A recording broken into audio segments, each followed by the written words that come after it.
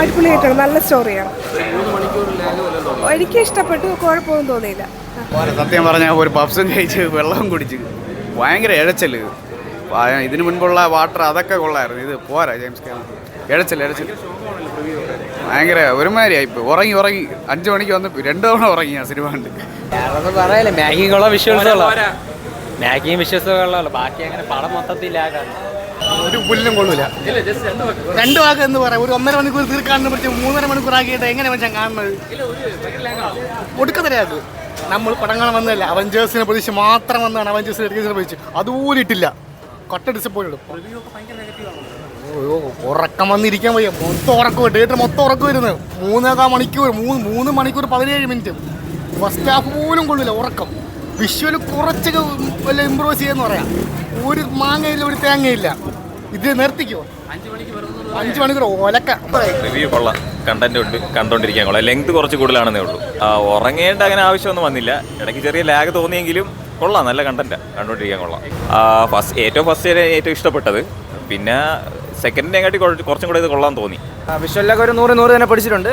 Story വലിയ വ്യത്യാസമൊന്നുമില്ല, പടം അടിപൊളി തന്നെയാണ്. ലാഗ് ഒന്നും ഇല്ലായിരുന്നു കേട്ടോ, നമുക്ക് കണ്ടോണ്ടിരിക്കാം. വിഷ്വൽ കാരണം പുള്ളി പിടിച്ചിട്ടുണ്ട്. ജെയിംസ് ക്യാമറൺ എന്ന് പറയുമ്പോൾ തന്നെ മാജിക് ആണല്ലോ, പിന്നെ ഫുൾ ടൈം കുഴപ്പമില്ല, ലാഗ് ഒന്നുമില്ല, അത്യാവശ്യം കണ്ടോണ്ടിരിക്കാം. പടം കൊള്ളാം, എനിക്കങ്ങനെ തോന്നിയില്ല. ബാക്കിയുള്ളവർക്ക് ഇങ്ങനെ തോന്നി എനിക്കറിയത്തില്ല. പടം കൊള്ളാം, സെക്കൻഡിനെ കാട്ടി നല്ല പടമാണിത്. Visual quality is good.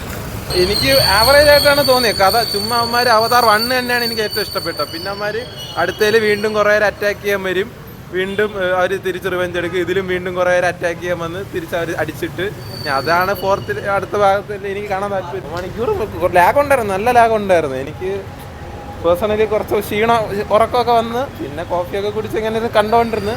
Making wise ഒക്കെ കൊള്ളാം, പക്ഷെ കഥ പോരാ, ലാഗ് ഉണ്ട്. സെയിം ജോണർ തന്നെ, കഥയ്ക്കൊരു വ്യത്യാസമൊന്നുമില്ല, സെയിം ജോണർ തന്നെയാണ് എടുത്തേക്കുന്നത്. കുറച്ച് എക്സ്പെക്റ്റേഷൻ ഉണ്ടായിരുന്നു, ബട്ട് അത് എന്തായാലും അത്രത്തോളം എത്തിയിട്ടില്ല.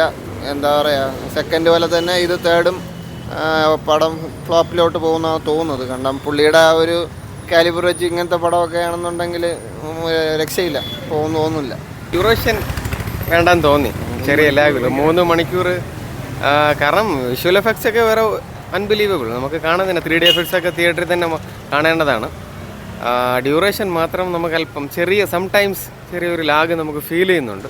ബട്ട് ഓവറോൾ ബാക്കിയെല്ലാം എക്സ്ട്രീം ലെവൽ. കാരണം നമുക്ക് 3D എഫക്ട്സ് ഒക്കെ നമ്മൾ ലൈവായിട്ട് നമ്മൾ കാണുക, എസ്പെഷ്യലി തിയേറ്ററിൽ തന്നെ വന്ന് കാണേണ്ട ഒരു ഫിലിം തന്നെയാണ്. ട്രെയിലർ എക്സ്പെക്ട് ചെയ്ത് വരുന്ന ആ ഒരു ഫീല് ആ ഡ്യൂറേഷനിൽ നമുക്ക് ചെറിയൊരു ലാഗ് ഫീൽ ചെയ്യുന്നുണ്ട്, അത്ര തന്നെ. കമ്പാരിറ്റീവ്ലി അതിൻ്റെ ഓരോ വിഷ്വൽ എഫക്ട്സും മറ്റും എല്ലാം പെർഫെക്റ്റ് ആണ്. കാരണം ഹോളിവുഡ് ടച്ചല്ല, ഒന്നും പറയാനില്ല അതിനകത്ത്.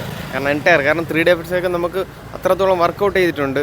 ആ ഫൈറ്റ് സീനൊക്കെ എന്തായാലും സൂപ്പർബായിട്ട് ചെയ്തിട്ടുണ്ട്.